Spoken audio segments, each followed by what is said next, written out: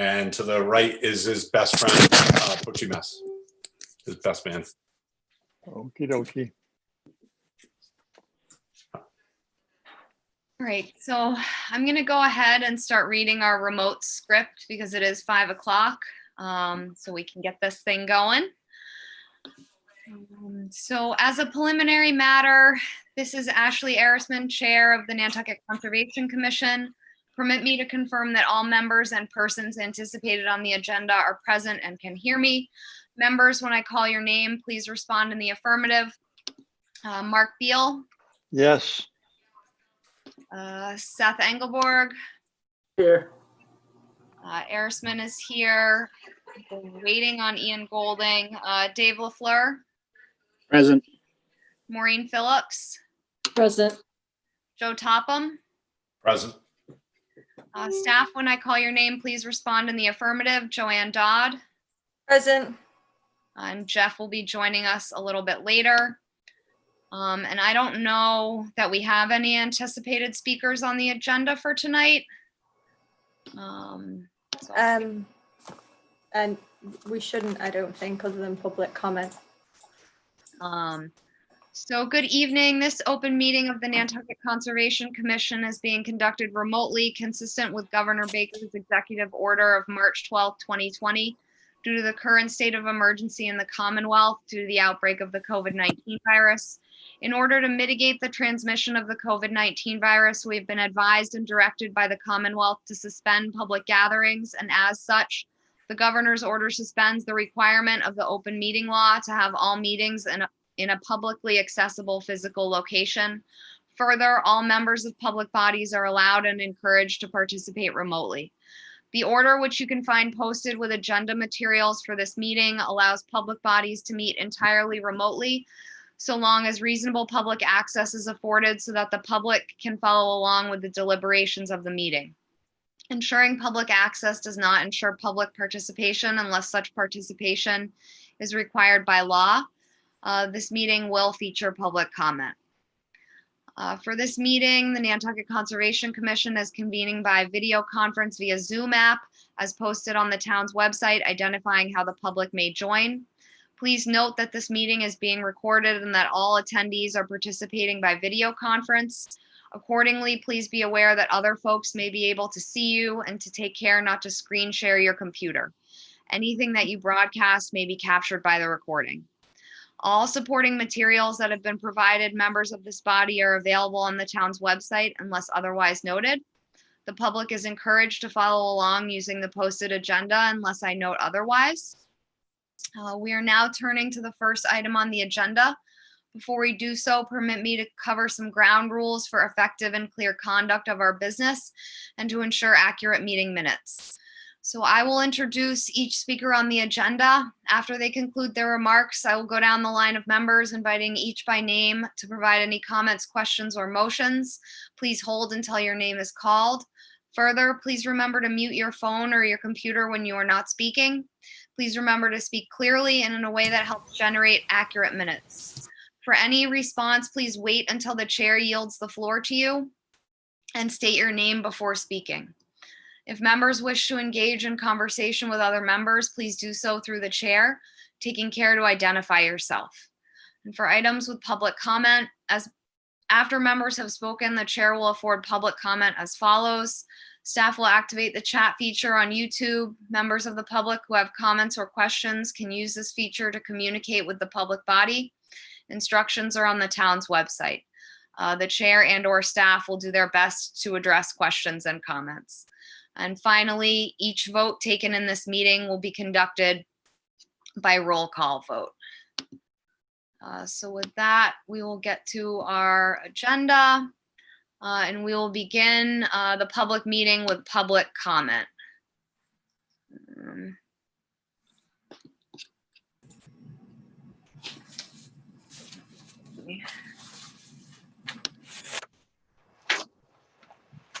See if there's any public comment up yet.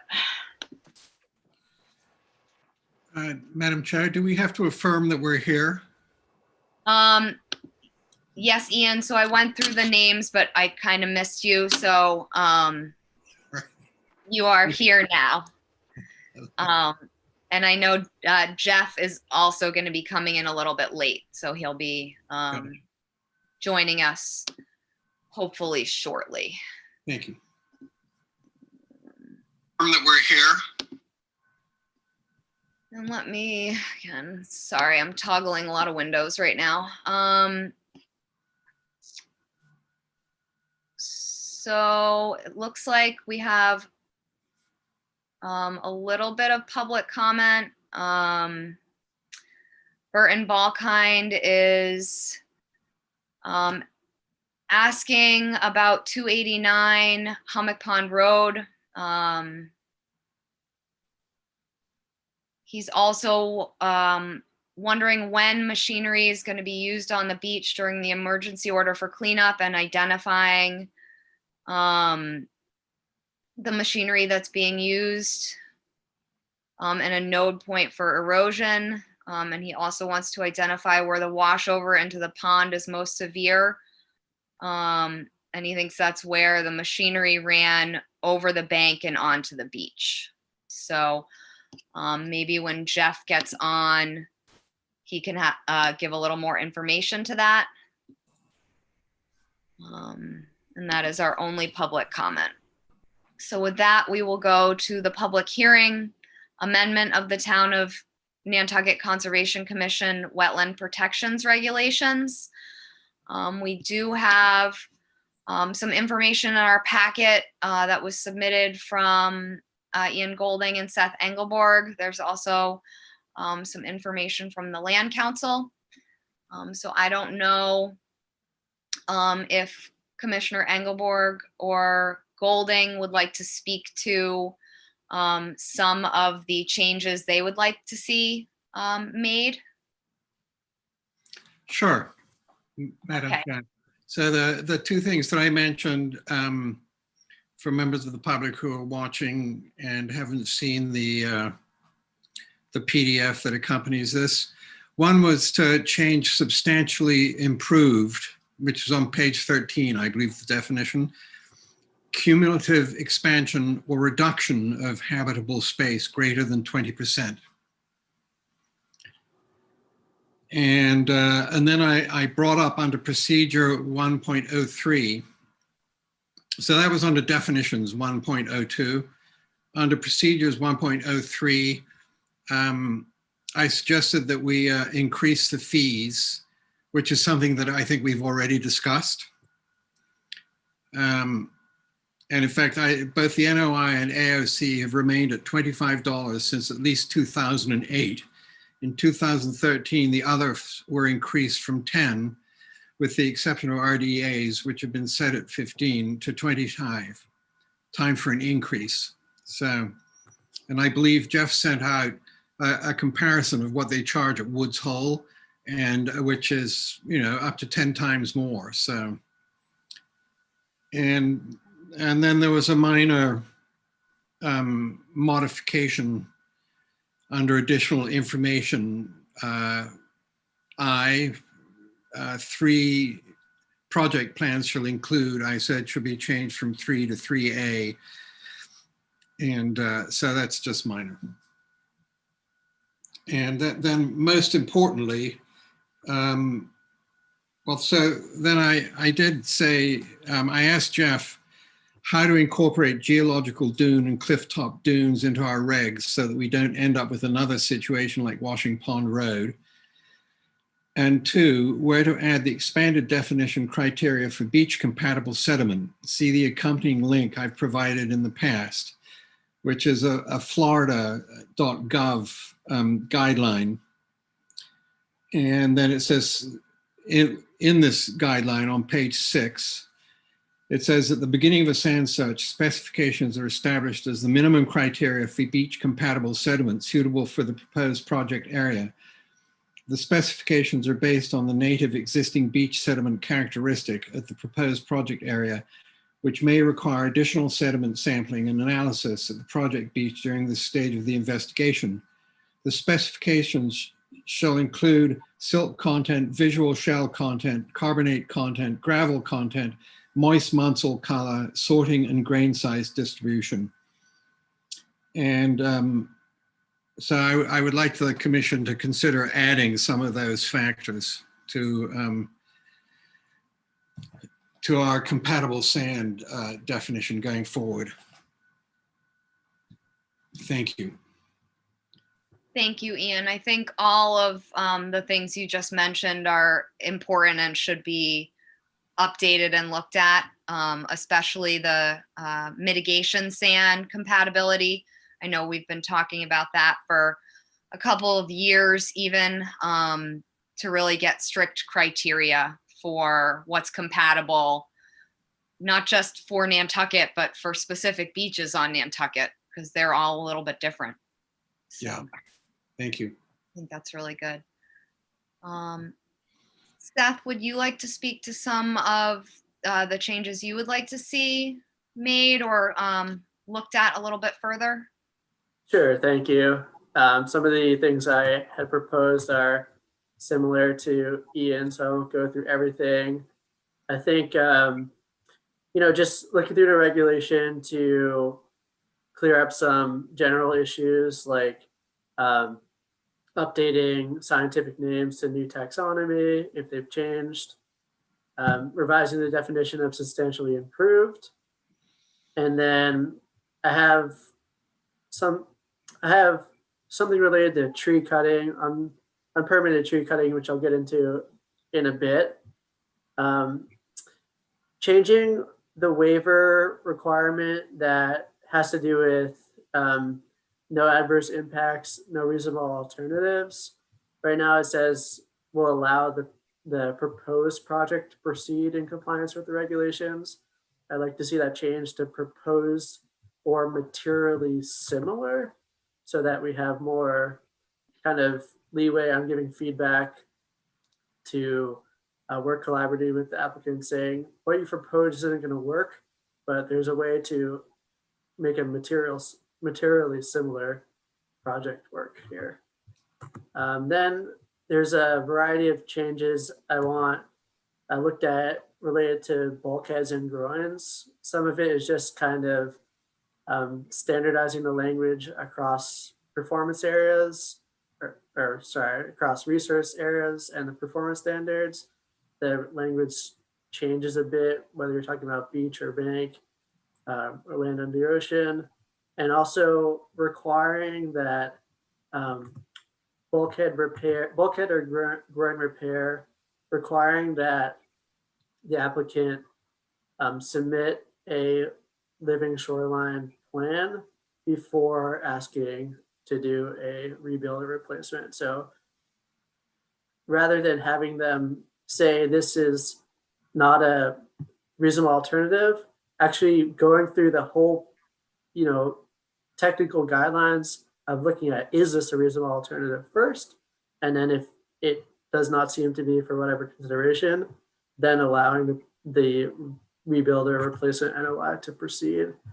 After that, there's a few sort of minor changes. Like Ian, I would like to see the definition of clean and compatible fill with regards to mitigation sand change a bit to include chemical, biological, and odor testing, as well as grain size and color. And then I'd like to see us consider adding a requirement in relation to pools, saying that pools are not eligible for a waiver under the 2-foot separation requirement, no matter what. So that would just clear up some of the issues we've been having. I know we've considered 2-foot separation requirements in the past when it deals with habitable structure or foundations to be sort of different than pools, but I'd like to see that memorialized in the regulations. And then a few things about invasive species.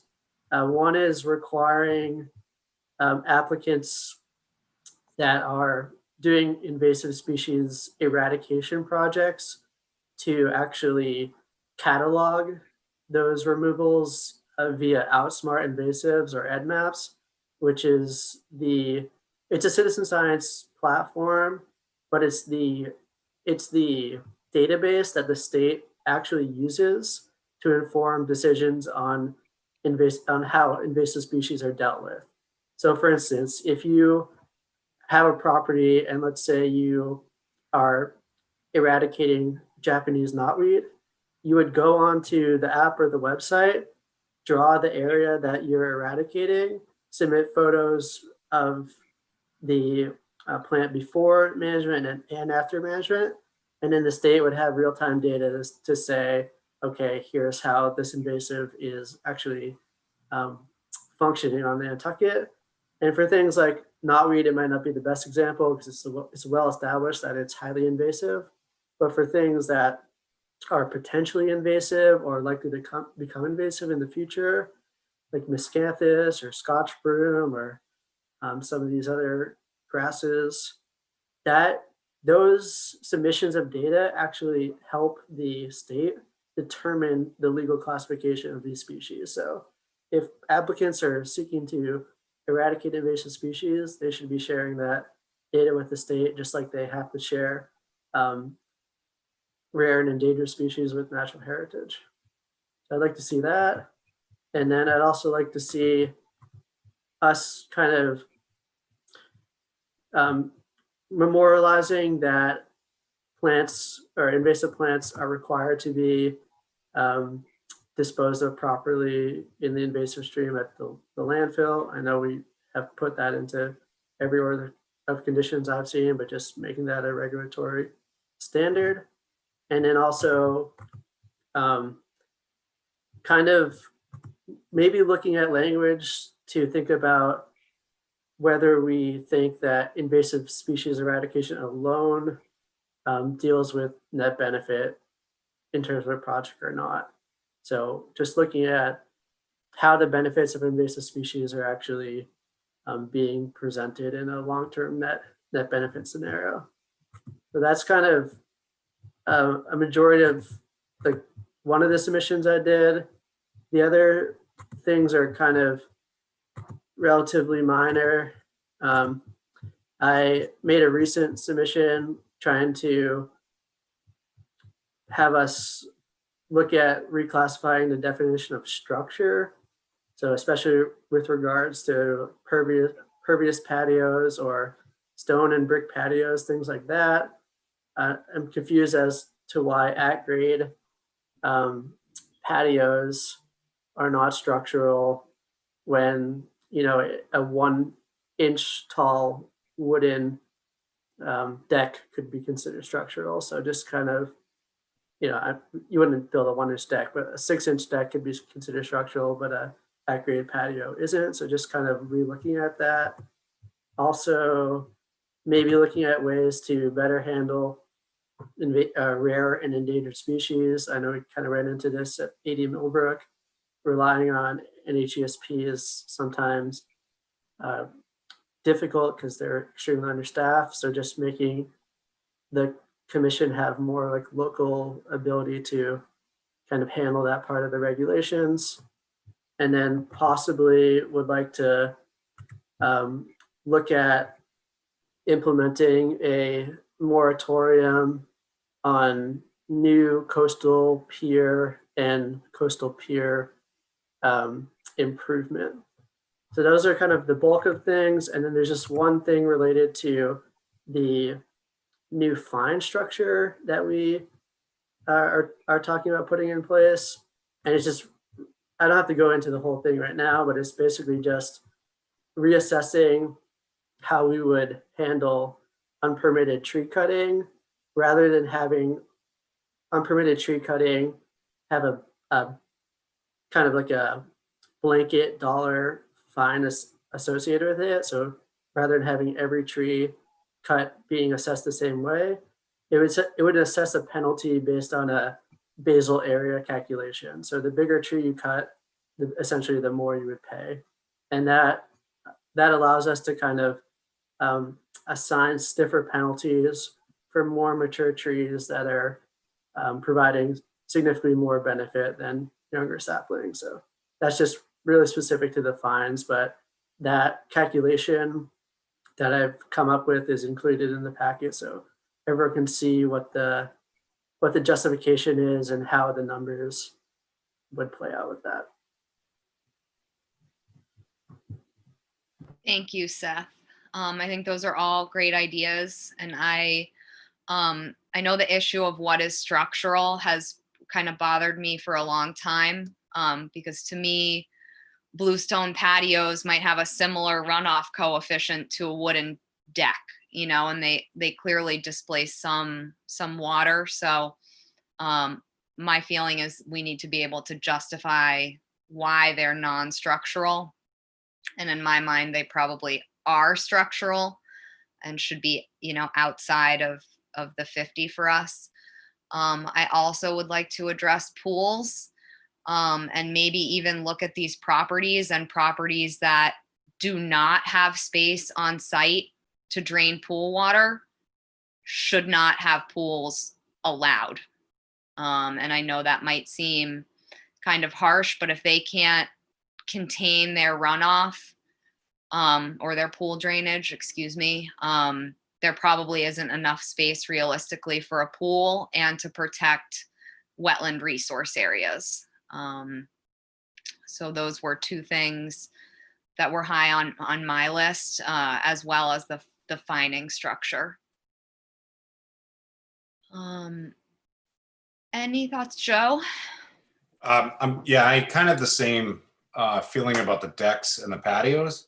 I feel that a wooden deck would allow more water to go into the ground, and I feel like a bluestone patio or brick patio would not allow or as let it weep as quick as I think a deck would. So I don't know if we do permit the bluestone patio to remain or a brick patio, that I think it could be, we should put in specs about, you know, spacing between the bricks so they're not as tight, and that there could be some variation, allowing as much water to penetrate past that, you know, hard brick and bluestone surface. So that was something that I was thinking about, because that didn't make sense. I'm like, they're both, you know, structures, but I do think that there is a way to allow bluestone patios and brick patios, but I think that there has to be some gap.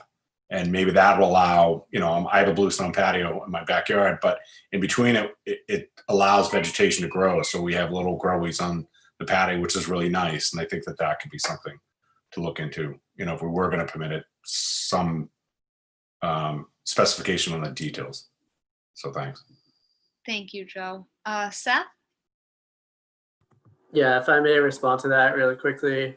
I totally agree with you, Joe. I think that it isn't necessarily that I feel like we should prohibit those structures. I think we should just have them classified in a similar fashion.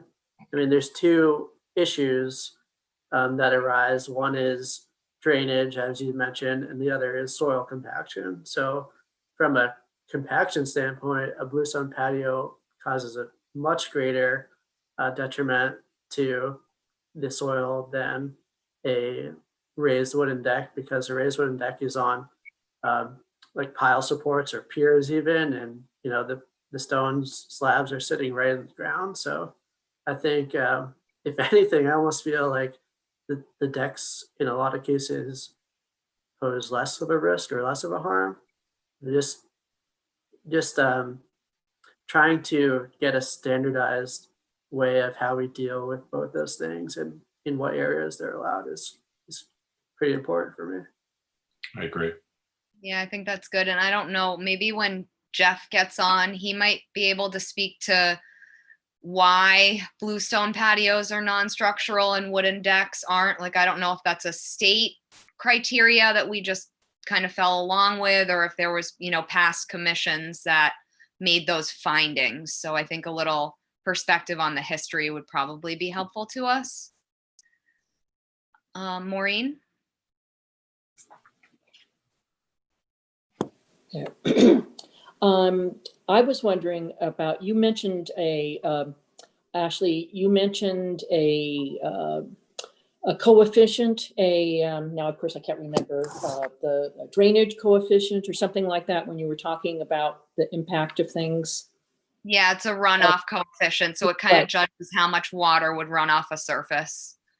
So is there a way, rather than having to define the structure per se, that we define the impact of the structure? That, that it can't have a runoff coefficient of greater than X, and then, rather than trying to, tightly define the kinds of materials, but to define it by impact. Is that at all feasible? Yeah, I think it might be feasible. I just worry that some of the project applicants might not have the expertise to determine runoff coefficients. I know the majority of our applicants would, but I think you could run into some funniness there. But Seth, it looks like, has some perspective too. Yeah, I'm an ecologist, so take what I say with a grain of salt. But having had some hydrology and water related classes in university, the other issue that arises is that the runoff coefficient of a bluestone patio when it's first laid is significantly different than, let's say, 3 to 5 to 10 years down the line, because you get the issue of soil compaction. So compacted soil is much less porous, much less pervious, and causes much more runoff over time.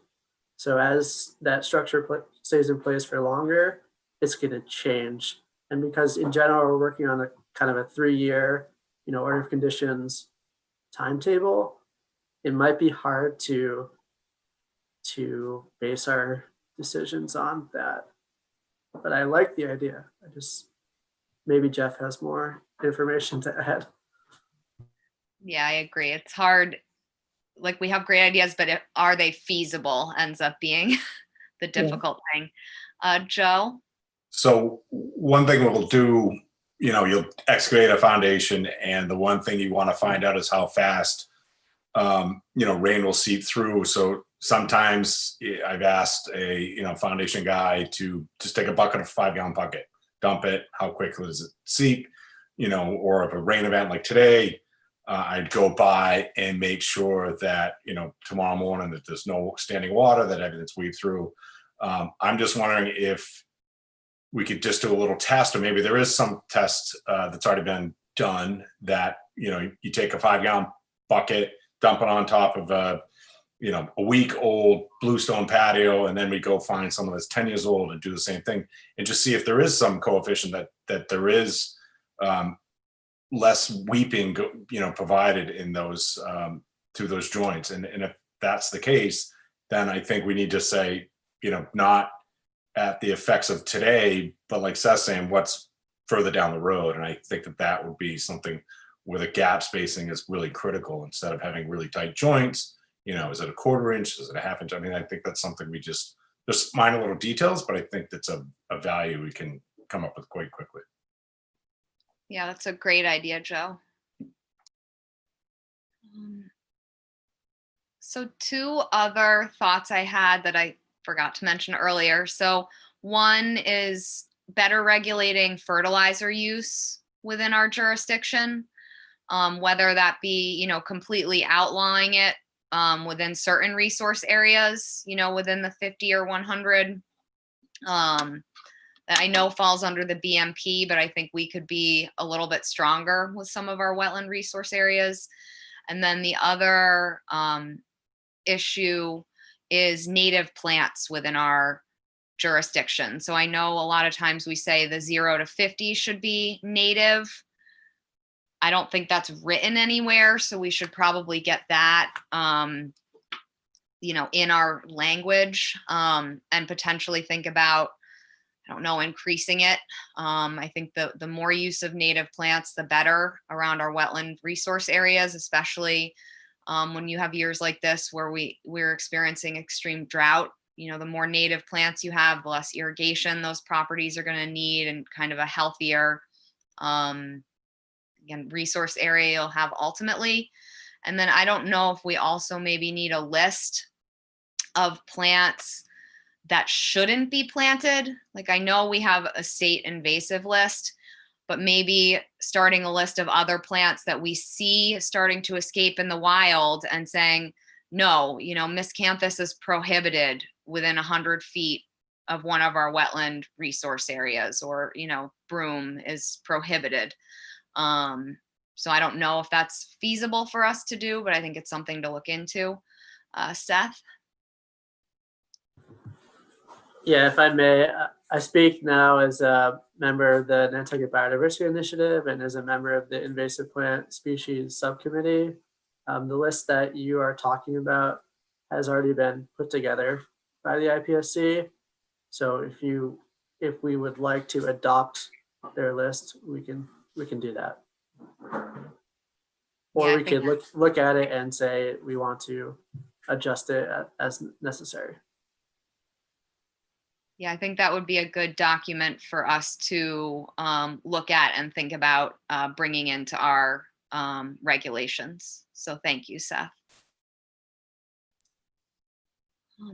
Joe?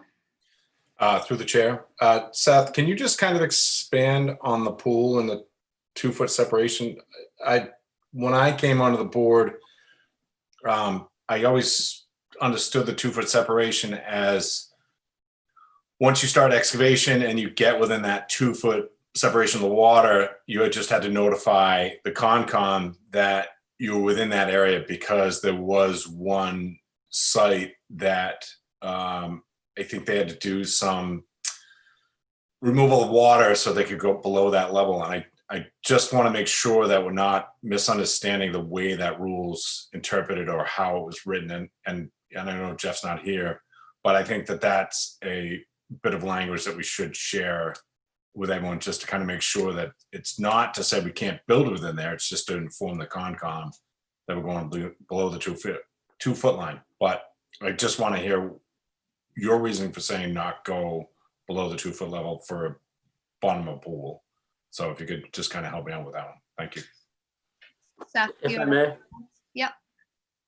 Yeah, so obviously that language was put into place before I came onto the commission. My understanding is that we dealt with some issues originally on Squam Road, where like a lot of dewatering had to be happening in order to pour foundations and things like that. When I came onto the board, actually just before I came onto the committee, the Conservation Commission held a pool expert. I think it was Ian's friend. He came to the meeting and he talked about some issues related to pool maintenance and pool management. And one of the ones that I think we all remember is that these pools get drained down every year. That's why we changed our orders of conditions related to that. The other thing that stuck with me is that sometimes he mentioned that sometimes these pools, which actually sit within the water table, as they age, they start to crack. So if we're having cracked foundations of pools sitting in the water table, then all that pool water is going straight into the groundwater. If we can get the foundation up out of the water table, there's less hydrologic stress on that pool itself and a less likelihood to crack. So that's kind of how I see it. Again, I'm not a builder, I'm not a pool installer. And if there's, information in the literature that says what I'm saying isn't true, then that's fine. But that's kind of what I took away. And I think that, in my opinion, a pool is an ancillary structure. It's not required for habitation. It's not a house, it's not a sewer, it's not a garage or anything like that. It's a structure that provides, recreational benefit. And we need to, well, maybe not need to, but in my opinion is we should be treating those types of structures somewhat differently than kind of required house appurtenances. But that's my own personal opinion. Thank you, Seth. I know I agree with you as the pools as being like ancillary and not, I don't know, not necessary for most people. So if they don't fit on a property, that just kind of is what it is. You know, individuals can find another property on Nantucket that has more space for a potential pool. I also worry when we're getting close to that separation to groundwater, that 2 feet. Like I think as we move into the future with climate change and sea level rise, we're going to see extreme fluctuations in that groundwater table. And I'm worried if we have a lot of pools and just structures, period, that are close to the groundwater, that they're going to be interacting with it a lot more.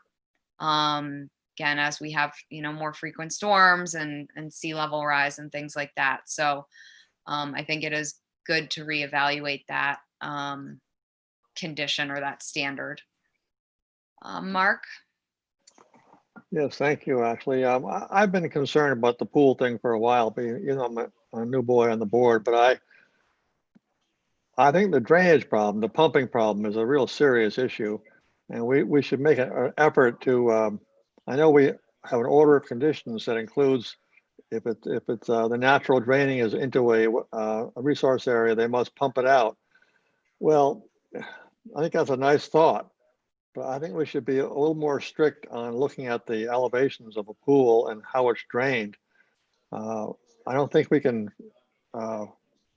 within 50 feet, we can be very strict, but I'm not sure how strict we can be within 100 feet, but I'm troubled by chlorine and pool chemicals being dumped into resource areas. And I'm sure it happens, but, and through ignorance probably, but I mean, they're just guys out there winterizing the pools and they pump away, portable pump, and off they go and pump out, I don't know how many hundreds of gallons, but I'm troubled by that. Thank you. Thank you. I agree with that, Mark. And you just got me thinking, because I think when we looked at a new fining structure, we maybe should include something with pool discharge where they're getting charged per gallon of discharge, because getting slapped like a $50 fine for discharging your pool is nothing. But if it's $50 per gallon, it's going to send that message to the pool companies pretty quickly. Joe? I agree with what Mark said, and you just took the words out of my mouth, Ashley, because I do think there should be some fine. And I like per gallon. I think that would be very wise. But, just FYI, the Johnson & Johnson pool, I believe, was put in the 70s and, finally failed. So I think any pool within the resource area is going to eventually fail. And I don't know if it becomes a detail of waterproofing so that we can prevent this problem happening in 20, 30 years or whatever it is. Because I did hear that, Seth, about the detailing and how it does fail. And I can kind of see how the water levels coming up and down, and it starts to move the sand, and that kind of lets the pool shift down. And now a lot of the pool companies, they want to have your pool carcass in by September, October, early November, and then not come back until the spring. So the entire structure is able to sit and compact. So that's something that we should kind of take into consideration. What is, 30, 40 years from now, what is that pool going to do to the resource areas? And is the homeowner going to, want to come back and say, we have to replace the pool, we have to fix the pool because it's cracked? There's a house right in town, not even a wetland near it, and it's already cracked. It's 5 years old. I think it was just poor construction or poor concrete. I'm not really quite sure. But I heard from my client talking to his neighbor that their pool was already starting to fail. So I think it's something we need to really, if we're going to allow pools, and we need to have a specification on how to maintain that water beneath the pool carcass. But I agree with you, Ashley. I definitely think there should be some fine, and it should be put on our list quickly. Thank you. Thank you. So Mark and then Seth? How much clout do we have in the 50 to 100 foot range regarding pools? What do you mean? Well, I mean, can can we put on more serious restrictions or make them move it even further away from the resource area if we wanted to? I think we could probably, and Jeff is on now, could speak more to this, but I would be fully supportive if we could, move pools further out, and say they have to be at least 75 feet from the wetland or out of our jurisdiction completely. I just don't know if we legally can do that, but I would be up for looking into that. I don't know if other commissioners would as well. Jeff? Oh, hello everyone. Sorry to be so late. It's been an insane day at our house. I don't know if anyone includes you in, but our dog decided to have 13 puppies today. So we just picked her up from the MSPCA and just literally got her home. So and all the dogs. So everyone's healthy and good. Maybe we get to the end. We'll have literally, no pun intended, right? Oh, yeah, it's like 10 litters in one, Ian. I've never seen. We looked up today, the Guinness Book of World Records for lab litters is 14. So we are on the cusp of world record territory. Not by choice, but by luck, I guess. But to answer the question about pools, I think anything that you guys want to move and have an impact related to it or a concern of an impact, if you need to move it or change it buffer zones, I think is okay, as long as you guys kind of have the justification for it. And I think, my reasoning and tie-in for that a little bit is, leach fields are required to be 100 feet away from the resource area by regulation. So that's something that is already occurring, and that's primarily because of the impact related to those leaching beds and those leach fields and those known impacts. So I think as long as there's the background information behind it, I certainly think that moving a buffer zone, or I hate to say creating a new buffer zone, but wherever you want to set it, as long as there's some reasonable basis for it, I think is okay. And if town council feels differently, they can weigh in, but I would think that would be fine. Thank you, Jeff. I think Seth had a comment and then Ian. Sure. Thank you, Madam Chair. Yeah, just the last thing I have to say about pools is that we all are kind of picturing an in-ground pool in our mind, probably like a gunite pool, but a variety of different types of pools exist. So we could say, in-ground pools are not allowed in the resource area, but above ground pools maybe, or gunite pools are not allowed, but something like a fiberglass, like a shallow fiberglass pool, similar to what was originally proposed at 287, 289, Public Pond, something like that may be allowed. So we can go through, each of the different types of pools that exist and consider what the impact of each of them is. And then say in these areas, this is allowed, and these areas, it's not, you have to try something else. Thank you, Seth. Ian? Well, as Jeff was saying, it's really, the impact that it has on areas within our jurisdiction. So, we're discussing if, unless the water runs away from the resource area, from the pool, do we trust the owners or future owners to honor the orders of conditions that come with pools? I don't have any evidence one way or the other. But I think, clearly it's going to be an increasing issue going forward. So I would favor more stringent regulations to where we can do it. Thank you. Thank you, Ian. Joe? To piggyback onto Ian's comment, I feel that 95% of the applications we've had for pools, within the 100 foot, every site topography shows it running towards a resource area. So I just don't think you're going to get that. I feel that if we're going to permit pools, that every pool should be, the pool water should be taken off in a truck and then trucked to the sewer beds. I just don't want to see it going into the resource areas. So yeah, I just think that that's going to have a major impact. And I think that we should put out a blanket letter to every pool company on Nantucket, and any one that comes on Nantucket, to do work should be notified of our rules and regs immediately. So, thank you. Thank you, Joe. Jeff? Yeah, I think too is, and I kind of hear loud and clear and kind of figured that we'd be talking a little bit about pools in this update. I think other things to consider too is not necessarily if you're worried about meeting those different buffer zones and worrying about that, also thinking a little bit outside the box, and something that we've seen a little bit through the Association of Conservation Commissions through MACC, that we're seeing a little bit in other communities, and they're discussing a bit, is maybe in those areas for those specific impacts that I hate to use the word mitigation for it, but that may also come with, an enhanced buffer zone. So if you are choosing to put a pool inside the 100 instead of a 25-foot undisturbed buffer zone, you might need a 35 or a 50 or anything that's there and containing drainage to a specific area.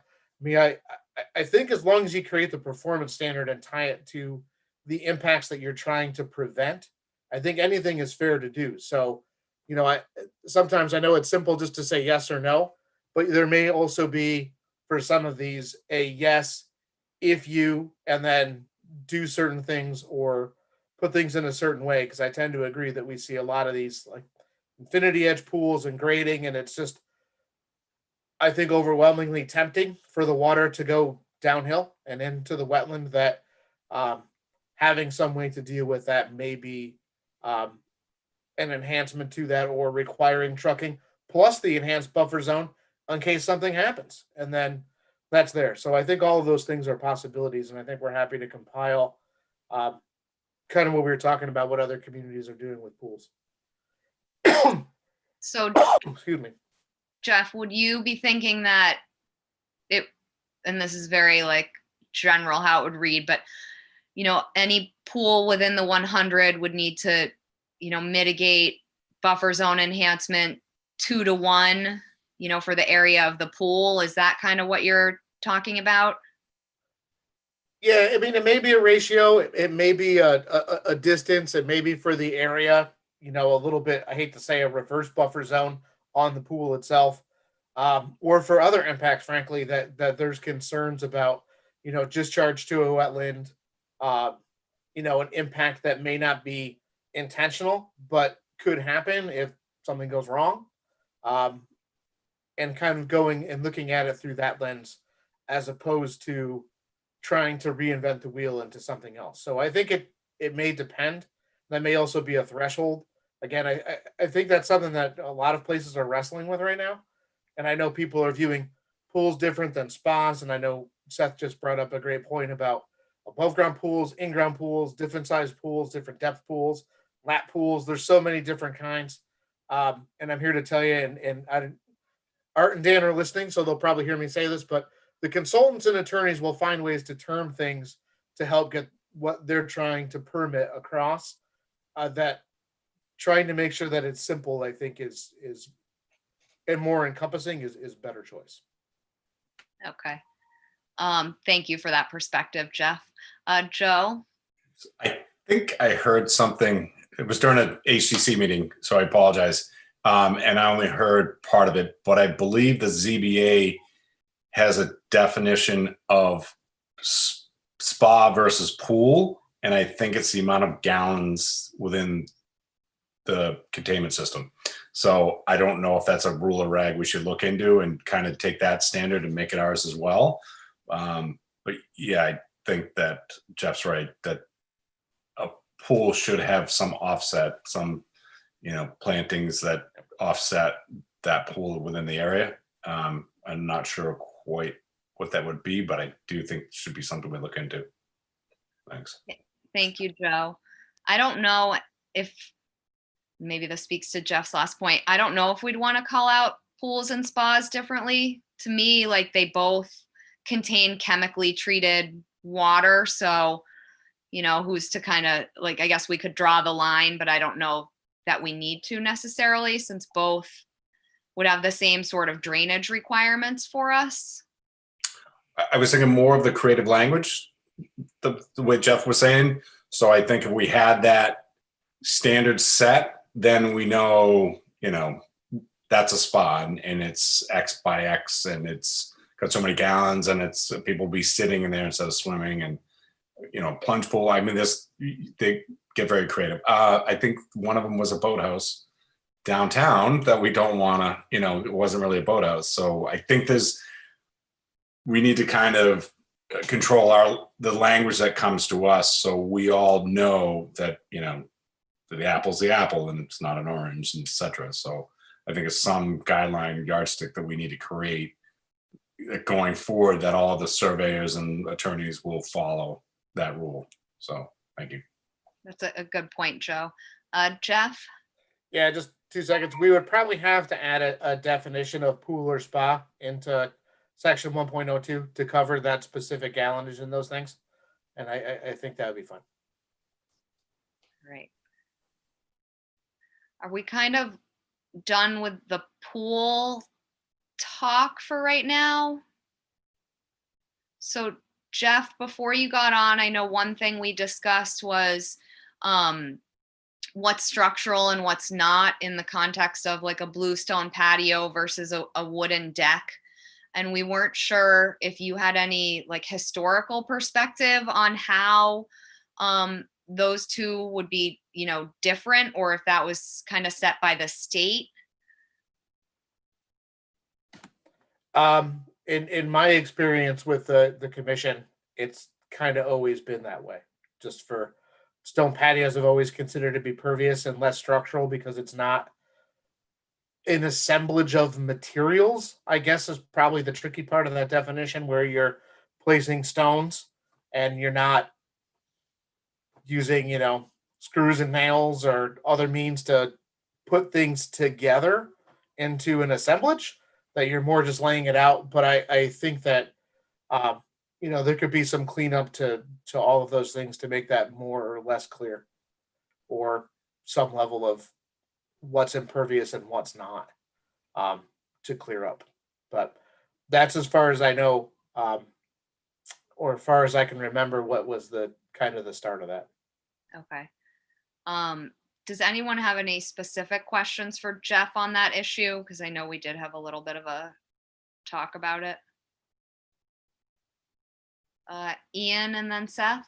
So, Madam Chair, I have to cut away from the meeting because my wife is coming back from off island where she had an operation on her foot.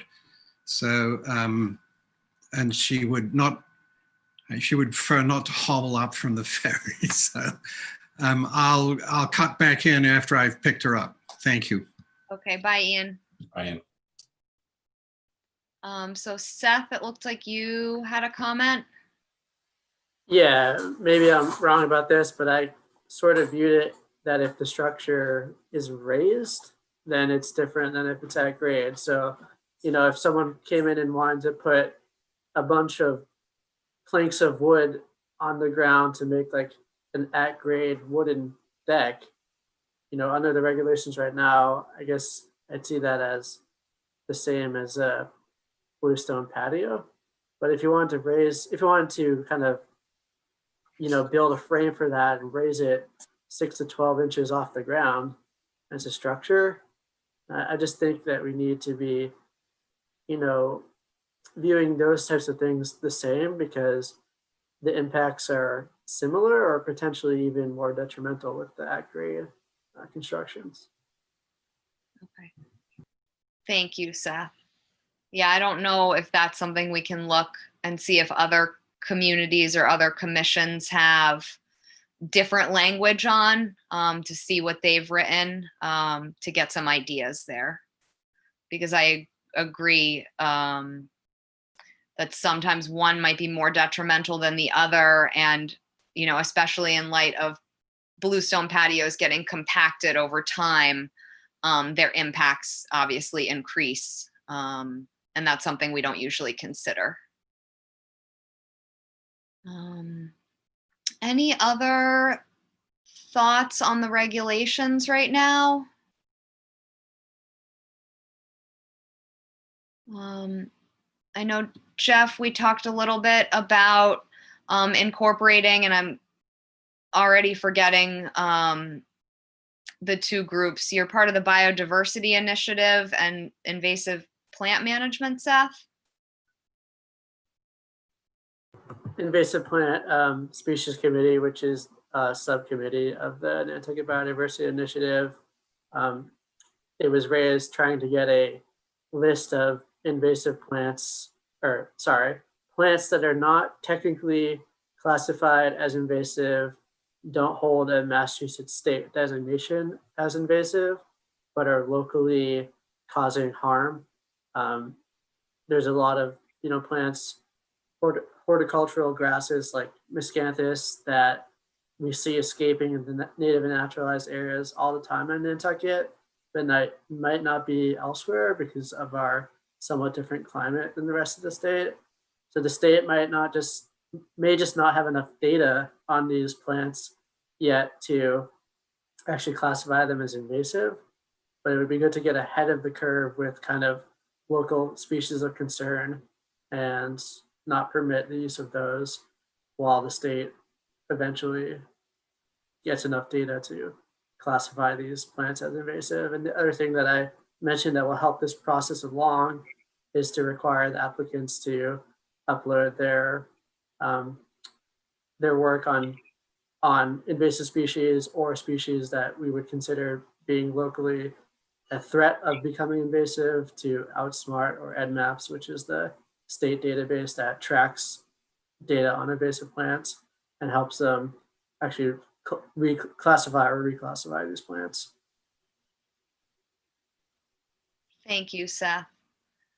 You did a much better job than I would have done trying to re-explain that at this point. So Jeff, we mentioned adding that list to our regulations as prohibiting those plants within our jurisdiction. And then I was also hoping we could get into the language that, definitely the 0 to 50 is only allowing native plants, no cultivars. But, from my perspective, I'd love to see it, 0 to 100 only native plants, but I know that might be a difficult sell.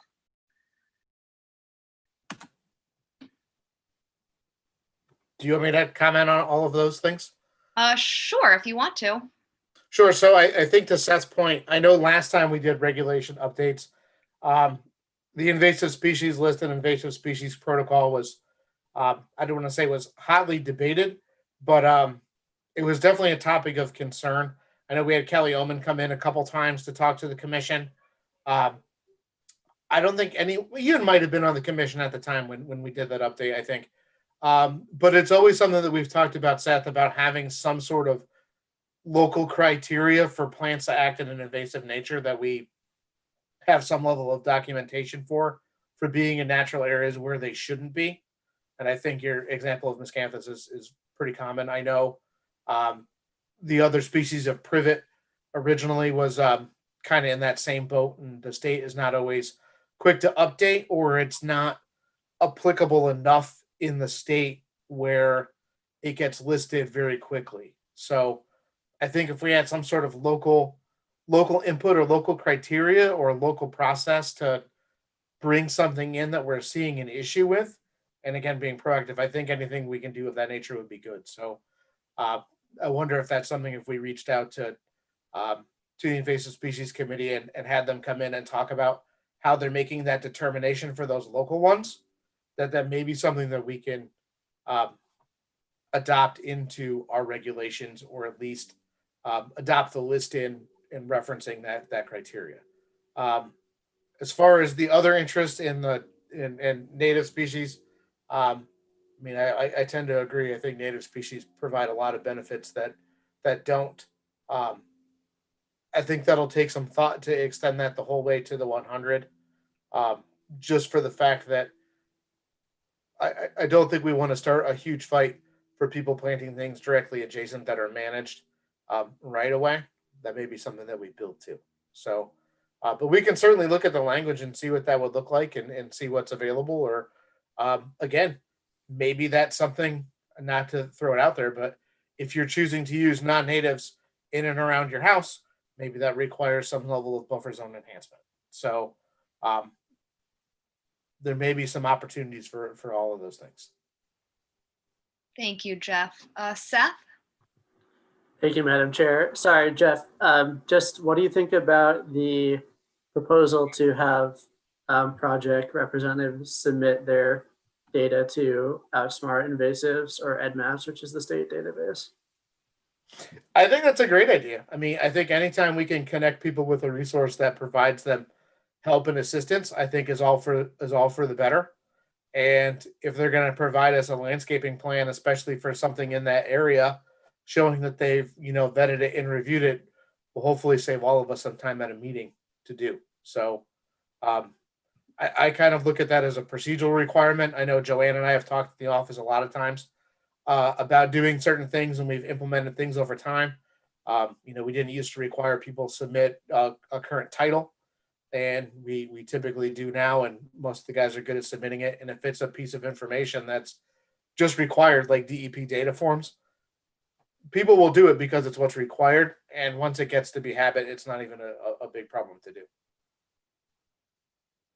Thank you, Jeff. Any other thoughts from commissioners about areas you think we should review for an update or get more information from, other state commissions?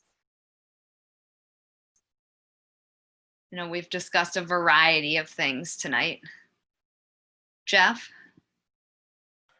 So if I may, and I apologize for missing the first part, so I'll get some fun YouTube watching in probably tomorrow or on Monday. But I think what our thought was kind of administratively is we obviously have some suggestions for procedures like we talked about, and we're working on kind of an updated filing fee component as well, and looking at other towns in the state. I think it was our thought that we get everyone's ideas and areas of interest out on the table tonight, go back, put together kind of what we were talking about, and then we have a real great collaboration. As a matter of fact, Joanne sent something off today. I don't remember what it was, through our conservation agent group. And it's always just simple sentences like, hey, what's everyone doing with pools? Or how's everyone regulating pools? And usually within an hour, you get, 20 responses with links and stuff for how people are doing it. So the information's pretty easy to come by now. Is put what we're doing, see what other places are doing. And I think we'd like to get kind of a draft with some choices for you guys to look at for what you think will work best for Nantucket, and then make some tweaks from there, get a final draft together, get that to council to review, and then get that back for adoption. So I think that's kind of what we were hoping for. I do have an update on the violation section too, finally, if people would like to hear that as well. So. Yeah, I'd love some more information on that. So we put together that draft, and I will admittedly saying is that draft was a little bit of wishful thinking. Council reviewed it, and then they reviewed it again. And I think what we're hearing is that non-criminal disposition en masse only allows for up to a $300 fine per incident. And, we talked about it on the phone is, if you cut down a wetland, that would be an incident. You cut down buffer zone, that could be an incident, but then you're kind of capped.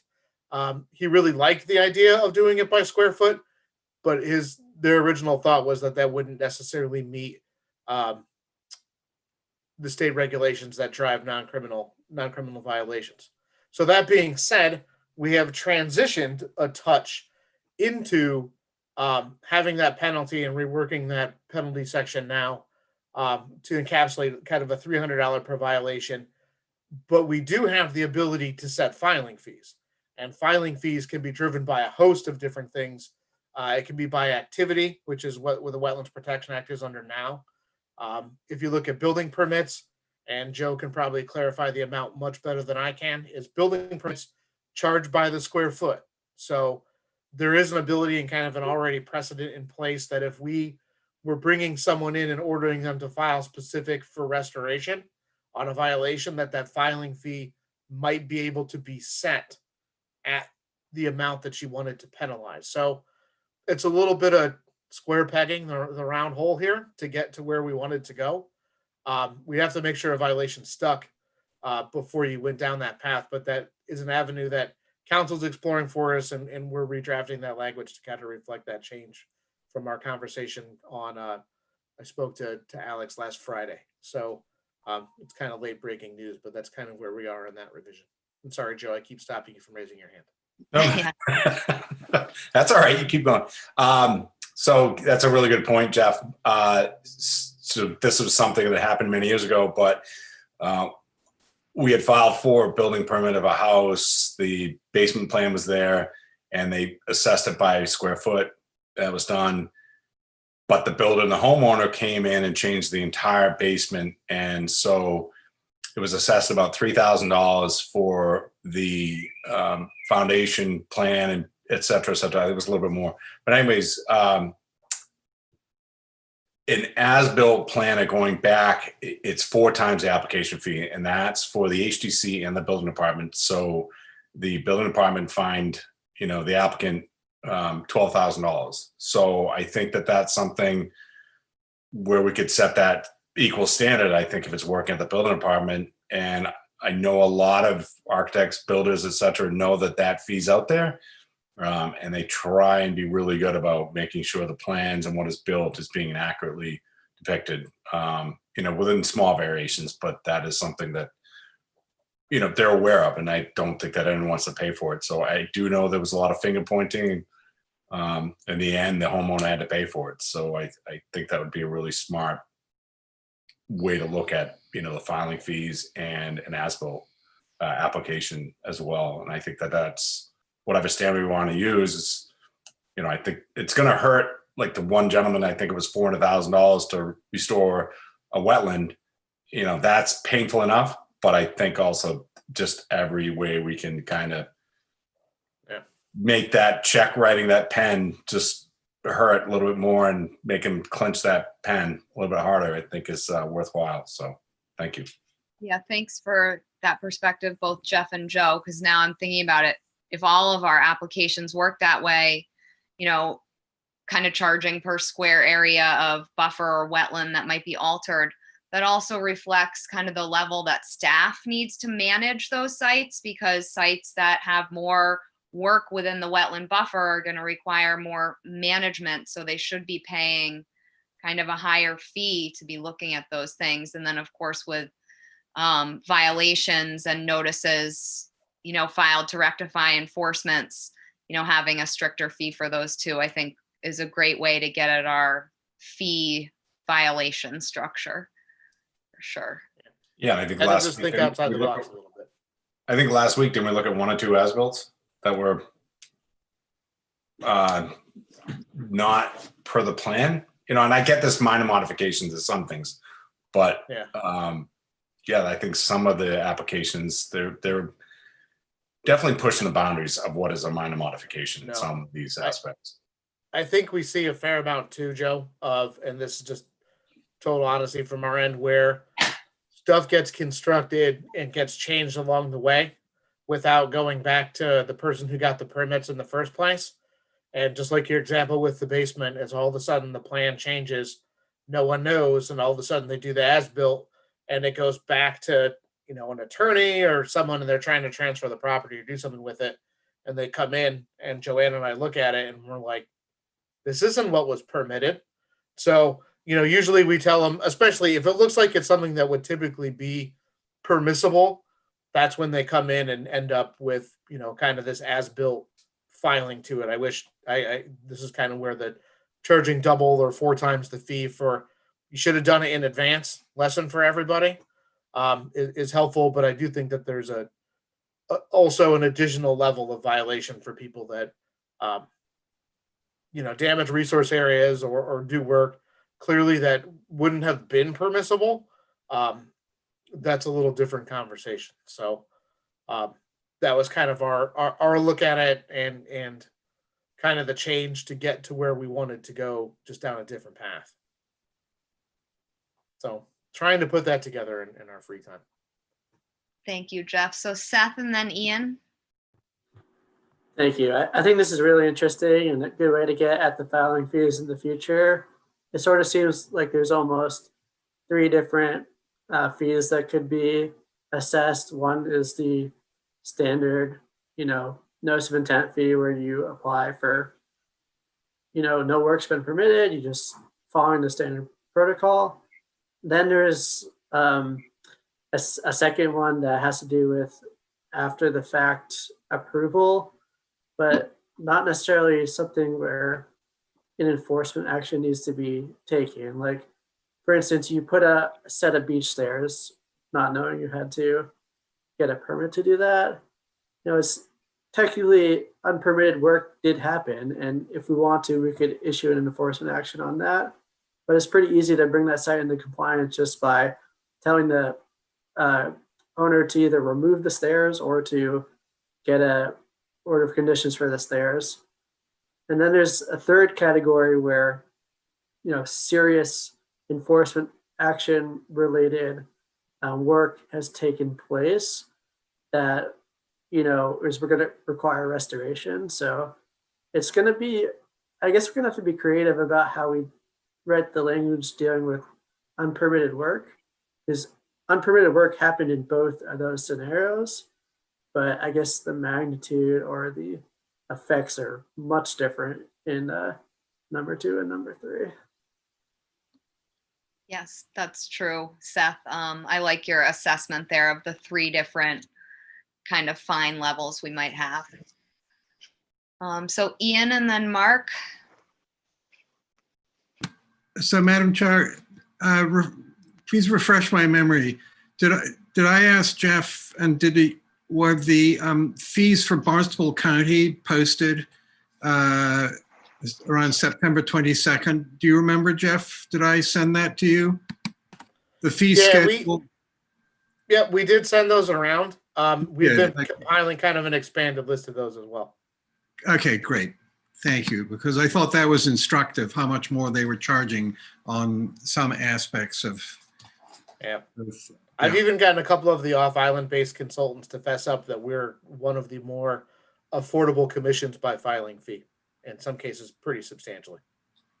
Great. We shouldn't inflate our fees like Stop and Shop inflates our groceries. I think it's only fair. Well, I can tell you that when I filed a notice of intent in the year 2000, that the notice of intent local bylaw fee was $25, and it's still $25. So, I mean, it's been a solid run. So, but I don't think that $25, or even if you include the other state one, for most of these notices, if you get, $100 in filing fees, and then the technical review fee probably doesn't cover the time spent to just like compile the information, get it posted, and do some sort of staff review. Probably doesn't get covered by that fee. So I think we just like to get that ratio closer to what it's supposed to be for your basic filing. Again, I don't want to price people out of filing, because then you start chasing people that just roll the dice and hope they don't get caught. But something that's a little bit more realistic, I think would be helpful. Yes, definitely, Jeff. Mark? Yes, I was going down the same road that Ian was, but Jeff mentioned a email to some fellow commissions around the Cape area. I might just get, what do you all do for filing fees, violations, and repairable violations? I think it'd be very simple to get us a feel for what's happening out there in the real world and apply it to Nantucket. I hate being low end. Yes, for sure. I think No one would ever accuse you of being low end, Mark. Joe? So that was one thing of going to the CONCON seminar at Holy Cross, was just finding the very varying different levels of enforcement. And, there was one county that had 300 feet from a wetland and different violations and fines. It's really kind of all over the map. But I do agree. I think that we should at least be matching what's happening on the Cape, at a minimum. So, yeah, I definitely think we should push for that quite quickly. Thank you. Yes. Thank you, Joe. Any other thoughts on this? Again, I know we've discussed a variety of things we want updated, so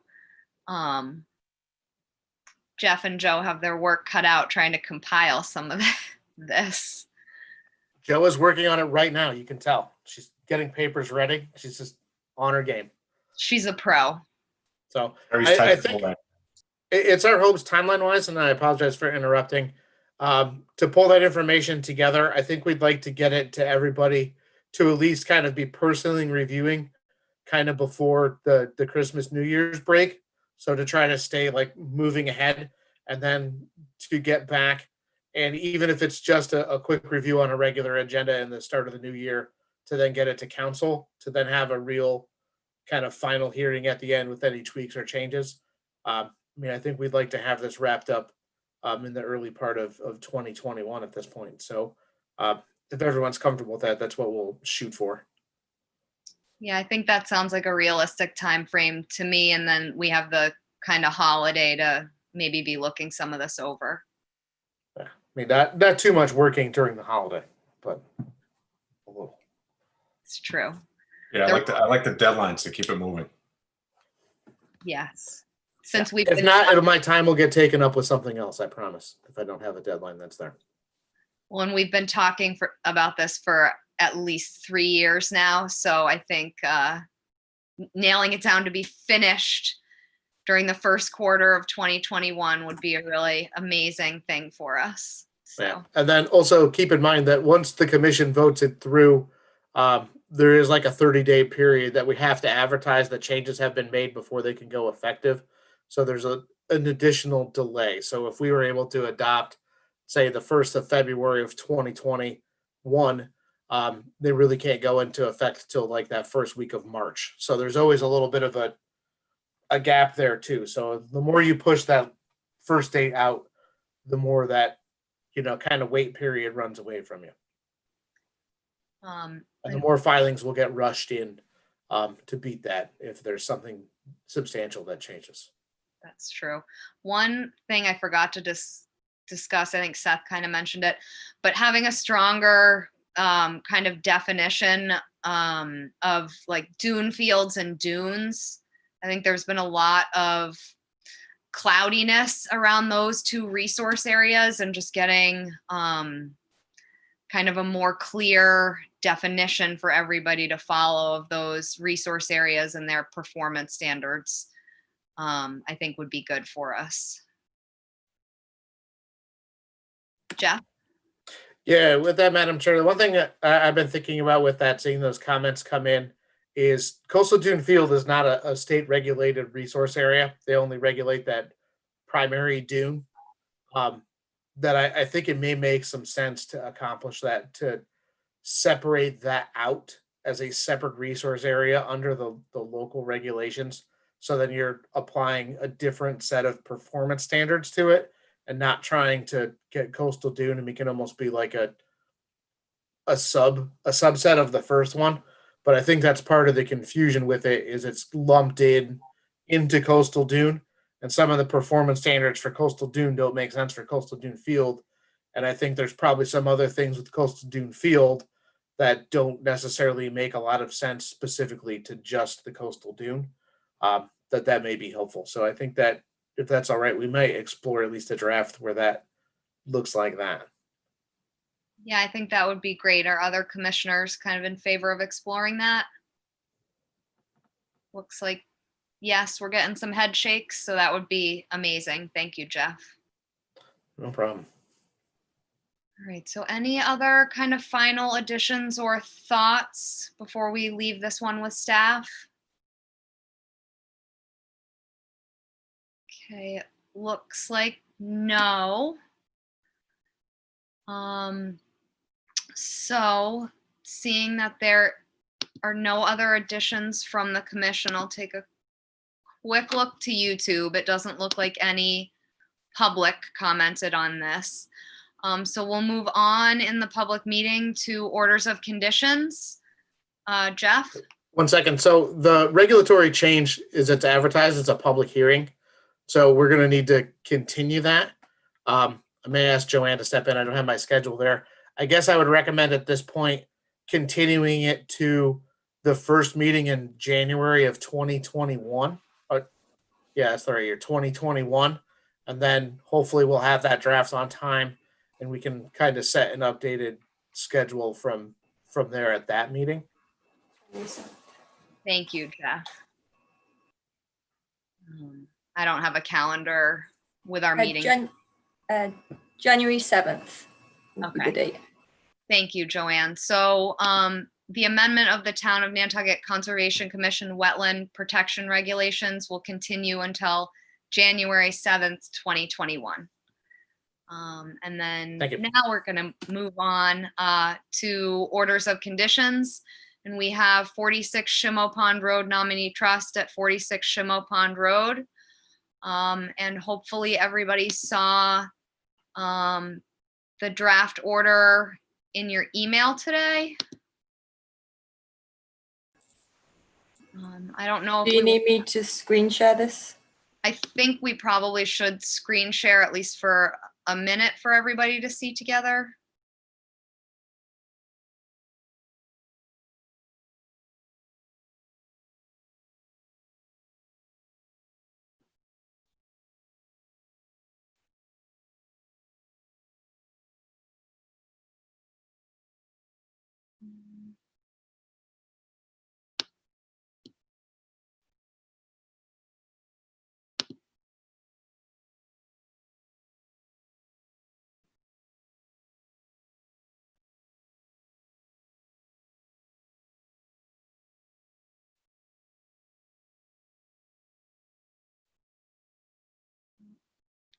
Thank you, Joanne.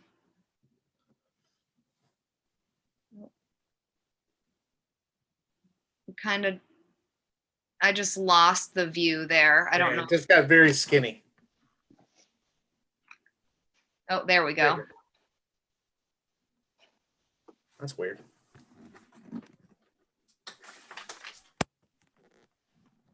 All right, so you guys had asked for me to prepare a denial under the state and local act and bylaw. So that's what I did, just to kind of run over some of the high points real quickly. Obviously, we identified land under the ocean, coastal beach, land containing shellfish. And then there's a buffer zone to the coastal bank there that affects that site. So we kind of call all of those out specifically in the findings that are there. And then we kind of go through the state act first and the resource areas, and then the specific performance standards that apply to the project under the state act. And then it moves down to, if you can scroll down a little bit more, we transition to the town of Nantucket portion and the relevant regulation sections by what interests are being protected, and then to the performance standards that are applicable. And then there's just a short discussion at the end that explains that the project couldn't be conditioned for a lot of different reasons that are there, and then some reasons that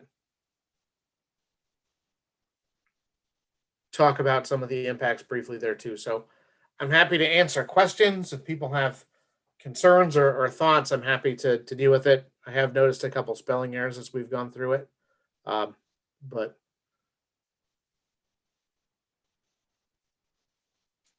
that's unfortunately how it happens. Thank you, Jeff and Joe.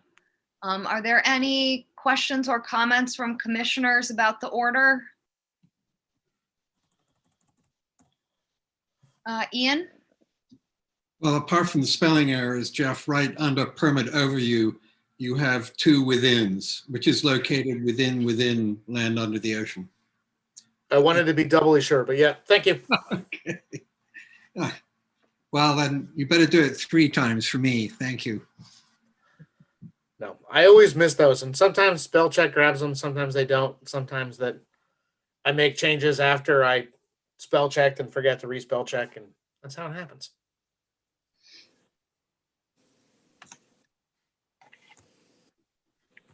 Any other thoughts or comments from commissioners, or are we all just taking a minute to read through this? Seth? I thought it was very thorough, and if people are ready, I'd be willing to submit a motion to approve as drafted. Actually, so if you're going to make that motion, could you make it as amended? As so we can amended. Make those corrections. Thank you. As amended. I second. All right, seconded by Ian. So by roll vote, Beal, Aye. Engelborg, Aye. Arisman, I, Golding, Aye. LaFleur, Aye. Phillips, Aye. Topham. Aye. Right, that carries unanimously. Thank you, everybody. And that moves us on to other business approval of minutes from October 29th and November 5th. And those were both in our packet. I know that they looked good to me. I don't know if anybody saw anything or if there's a motion to approve as drafted. So moved. And thank you, Terry. Thank you, Terry. Seconded by Joe. So by roll vote, Beal, Aye. Engelborg, Aye. Arisman, I, Golding, Aye. LaFleur, Aye. Phillips. Sorry, Phillips, Aye. Topham. Aye. Right, that carries unanimously. And yes, thank you, Terry, as always, for your great minutes. We would be lost. And I think that is the end of our agenda for tonight. So, Jeff. I'll let Mark go first. Okay, Mark. Whose house shook this afternoon besides mine? All the schools. Everybody. Everybody, there was a house on Woodbury Lane that apparently they're trying to determine the cause of it still, but the house exploded. It was, It was sounded number like a 11. bomb. Like a bomb went off, really. It was. So I have heard that someone doing some demolition work on it hit one of the gas lines, and then that caused an explosion. But again, that could just be Nantucket Telephone. So, but unfortunately, someone's house is gone, and we'll it happens. That area has a lot of wetlands, so that may be actually be in jurisdiction. I haven't gone over to. I have one follow-up, Madam Chair. Yes, Mark. What colors were your puppies, Jeff? They're all yellows. If everyone holds on after I finish with my part, I will reward everybody with a view of the puppies. So 2 for the price of 1, Jeff. we'll walk down there. Yeah, I think we would love to see the puppies, obviously. I Yeah, would love to see the puppies. Joe. So it's just a sad week. So the structure that blew up across from elementary school, the HCC had to review the demolition of that structure. So I think that this structure in Woodbury is going to come before the HCC, and I think that we're probably going to have to allow emergency work to happen on that property. So Jeff, you might want to get ahead of that one.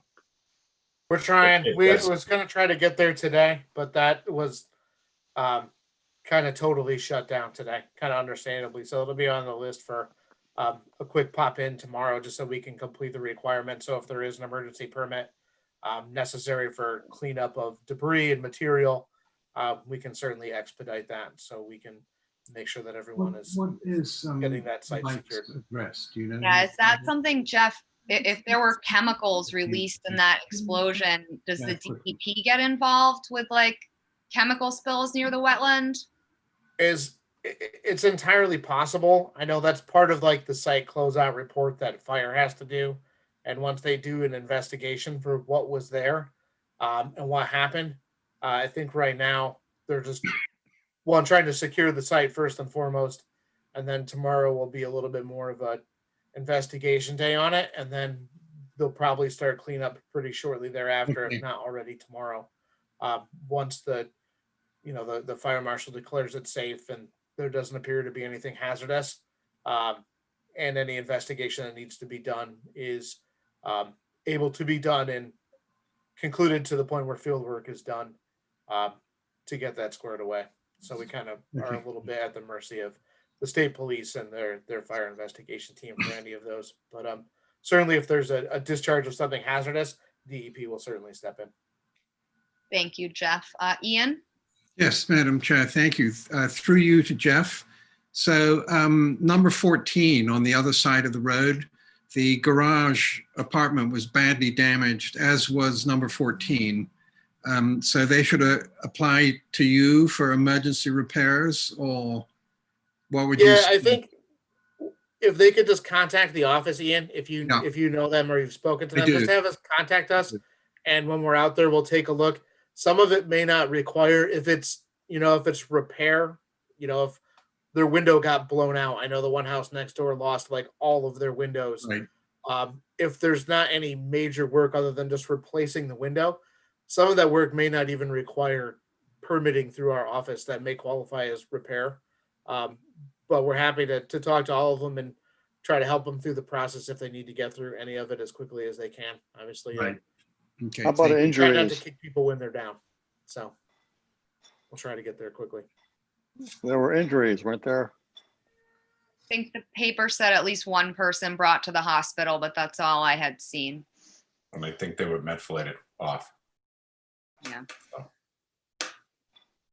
Sure, we'll all find out soon enough, probably through a million different channels, and have to sift through the million different rumors for a couple days as we like to go out here. So, but Yeah. definitely anyone that encounters anyone involved with those, if they have any questions, contact Joanne or I, and we're happy to try to help them out, or at least get them into an area where they can feel confident that they're not breaking rules, or they know what permits they need to get. I think your site inspection is going to glean a lot of information for what we need to do. Again, I usually don't go without Steve Murphy, giving me the okay first for situations like this. Fortunately, we don't. This is like the second one. The other one was the Marine Home Center fire from a couple years ago that had an area in jurisdiction, and we were there the day after on that one. So he's usually pretty quick to say site secure. Don't walk through the rubble, but if you need to get around the outside edges and take some photos, go for it. Just be careful. That's good to know.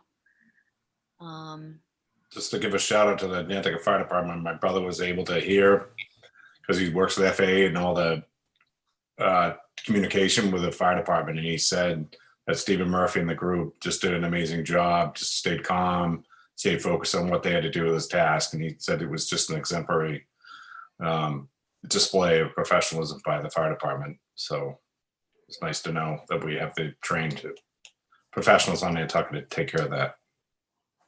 Yes, that's true. They definitely deserve major props today, because that whole neighborhood could have gone up in flames. So we're just so lucky. Even the last one for that matter too. I mean, those are all houses that are pretty densely packed together and haven't really lost more than one. And any of these are something that can't be fixed. So Yeah. been busy. They're doing a good job. They are. Speed recoveries for everyone. Yeah, definitely. All right. So if there's no kind of other conversation, Ian? I'm Puppy sorry, time. Madam Chair. I'm sorry, but I got a member of the public called up and was very upset by work taking place out in Nantucket. I think is it Maureen Duffy, and a pier or a walkway going out, and this member of the public claimed that that the wetland, they'd been mowing it and using pesticides for months without permission, and it does have a DEP number, SE 482438, and I guess it goes off of I Street.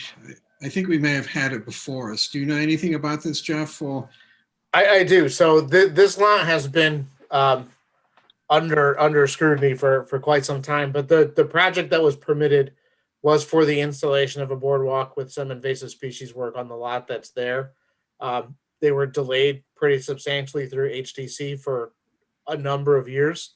We're finally able to get a permit, and they still have a valid order of conditions from us. Again, we'll happily go out and take a look tomorrow, but they do hold a permit for that kind of activity, and we'll make sure that it's within compliance, and happy to report back to everybody. But as far as I can tell from the pictures, and they filed their start work forms and everything that's there, it appears to be on compliance and face value.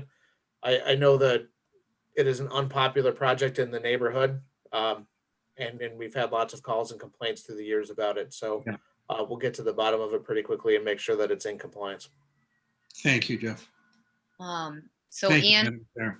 yeah, well, you just stimulated my memory to a question I had for Jeff. Did the Marsh Master just go through the south side of Hummock Pond? Yes. Okay. I noticed that cutting and I wasn't sure. Yeah, they just did their annual dead stem removal. That's okay. there. When every year it happens too, is Joanne got a call in the office today that one of the folks that lives out there asked about doing restoration work and planting on their specific property, or like being able to build out their beach and all kinds of stuff whenever the Phragmites gets removed. And Joanne told them the good news and the bad news that. All right, I'll be right there, bud. Sorry, one of my little keepers reminded me that they just finished cooking dinner. So, but I just totally lost my train of thought. As we told him, he would need permits to do any of that, and he needs to hire an engineer or restoration ecologist to help him with that. And that will probably keep him at bay for a little while. So, Okay. hopefully it's there. Yes, thank you for that. All right, so if there's nothing else. I do have one real quickly. Yes. I think, Ashley, you signed this the other day when you were down, is we did a site inspection at 59 Squam Road. And upon our site inspection, both Joanne and I kind of reviewed the plans that were there and just some rough measurements we took on the site. It was pretty clear to us that they went outside of their permitted scope of work, and just without the surveying being in place on it. Just again, my guesstimation, it looks to me like an area that was vegetated wetland on the original permit was damaged during the installation of what looks to be a lawn area. So I think some of it was removed and the area was done that is completely outside of their permit. So instead of trying to rectify it, because it was such an egregious violation, we were just going to issue out the enforcement, and I was going to sign it and send it. Ashley happened to be coming down and doing it. So one of the fun gifts of being chair is you can send those out too. And I was not in the office at the time. But I think we're hoping that the commission could ratify that enforcement order this evening. And Joanne will send that around for everyone's digital signature tomorrow or the next day. So are there any questions for Jeff about that enforcement before we make a motion? No, Also his move. dinner is getting cold, so I move to ratify the enforcement. Okay, is there a second? Seconded by Mark. So by roll vote, Beal, Aye. Engelborg, Aye. Arisman, I, Golding, Aye. LaFleur, Aye. Phillips, Aye. Topham. Aye. Right, that carries unanimously. Puppy time. I know, I think Jeff's walking to the puppies, which is pretty. I am moving as rapidly as I can. I thought he was dancing. I might be. All right. We'll see if everyone can. Oh, let me turn off my virtual background here so people can see. Oh, I can hear him. Hear him. Can hear him. Oh, yeah. Everyone see those guys? Oh, my God. Deborah, come here quick. Go a So little you can lower. get the Oh, Goodness. whole group, and then group 3 is hanging out down in the corner. Incredible. oh, Oh, you guys aren't going to be able to. get There were all tonight. 13 of them in some way, shape, or form. oh. Oh, Just- mama. Congratulations. Good luck. I know, 13, the day before Friday the 13th. It was 13th, meant yeah. to be. Yes. So it's our more Zen 13 that we have here. So Wow. Wow. well, they are. So Great. okay, just leave that one be, bud. Just became a herder. I had a So- lab in New Hampshire, and I had 7 puppies 1 year, and 2 years later had 9 puppies. But 13 is unheard of. Yeah, it's a lot. Last year we had 7, and this year we have 13. So So it's a, are you going to name them the way that hurricanes are named alphabetically? no, we are tapping into our oldest child's collection of nail polish, and they will be getting color coded so we can keep track, because we have to weigh them all every day to make sure they're getting fed properly. So we'll probably have like blue, silver, black, green, pink, whatever is going to be there, so we can keep track of them day to day. And they came back from the animal hospital today, who were awesome and did this as kind of an emergency today.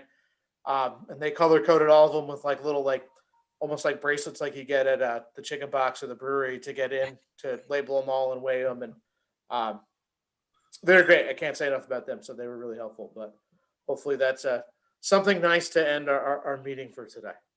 Yes. Definitely Yes. Thank you, Definitely. a very positive way to end. Mm. Yeah. Happy puppies. With that, And my dancing for Joe. So yes. I can't wait to see the calendar each month with different puppies. I know we're gonna have to make a whole new month. So we'll see. We've already told everyone that, if they think they're gonna beat us for Christmas cards this year, they are toast. It's like we have newborn puppies, a 3-year-old, 2 other kids. We are gonna be winning Christmas cards this year. So no chance. I wish you luck with that, Jeff. Yes. Yes. So talk about herding cats. This is gonna be ridiculous. So it's there. But looking forward to our 2 a.m. feeding. Yes. You guys are busy for the next 8 weeks.